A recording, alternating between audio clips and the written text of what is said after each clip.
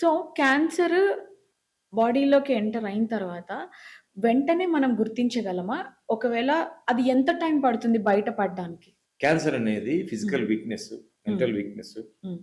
Body support system ఎప్పుడైతే అయిపోయిన తర్వాత, ఎప్పుడైతే ఎర్లీగా క్యాన్సర్ మొదలైందనుకోండి, సో, మనం ఇమ్మీడియేట్‌గా హోమియోపతి ద్వారా ట్రీట్ చేసుకోవచ్చు.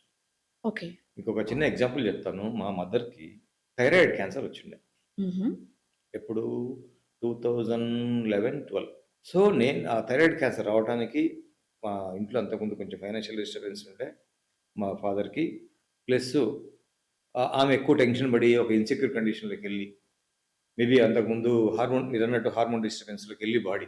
సో, ఇవన్నీ తీసుకొని పోయి it goes to the thyroid. నేను అన్ని టెస్ట్‌లు చేపించేసరికి థైరాయిడ్ క్యాన్సర్ అని చెప్పేసి మనకు రిపోర్ట్స్ ద్వారా వచ్చింది. సో, డాక్టర్‌ని కన్సల్ట్ అయితే కంపల్సరీ ఈమెకి ఆహ్, ట్రీట్మెంట్ తీసుకోవాలా. కీమోథెరపీ కానివ్వండి, రేడియోథెరపీ కానీ తీసుకోవాలా. లేకపోతే ఒక 6 మంత్స్ వరకు సర్వైవ్ కావచ్చు. లేదంటే కష్టం అనేటువంటి డిక్లేరేషన్ జరిగేసరికి నేను యాస్ ఏ హోమియోపతి డాక్టర్‌గా నాకు మొత్తం అంటే నాకొక ఒక సో, క్యాన్సర్‌కి హోమియోపతిలో ట్రీట్ చేసుకోవచ్చు అనేటువంటి ఒక చిన్న ఆశ, ఒక చిన్న ధైర్యం. హ్మ్. అప్పుడప్పుడే నేను కొత్తగా ప్రాక్టీస్ స్టార్ట్ చేసి 2005లో నేను ప్రాక్టీస్ స్టార్ట్ చేశాను. సో, చేసి హోమియోపతి మెడిసిన్ ఇయడం వల్ల హుహు. ధైర్యంగా ఏ మెడిసిన్ వాడలేదు. ఒక్క టాబ్లెట్ వాడలేదు. ఆమెకి అంతకుముందు అలర్జీ కండిషన్స్, టైఫాయిడ్ కండిషన్స్ 2 సార్లు వచ్చాయి. దానికోసం మెడిసిన్ వాడేసి బాడీ అనేది ఒక డిస్టర్బ్ కండిషన్‌లోకెళ్ళిపోయి క్యాన్సర్‌లోకెళ్ళిపోయింది. హ్మ్. హ్మ్. సో, నేనేం చేయాలి? జనరల్‌గా చాలామంది ఏం చేస్తారు? హ్మ్. భయపడిపోయి థెరపీనో అవి ఇవి ఇచ్చేసి, కీమోథెరపీనో అది ఇది ఇచ్చేసి సస్టైన్ చేసుకుంటారు. మళ్ళా తర్వాత ఉంటది.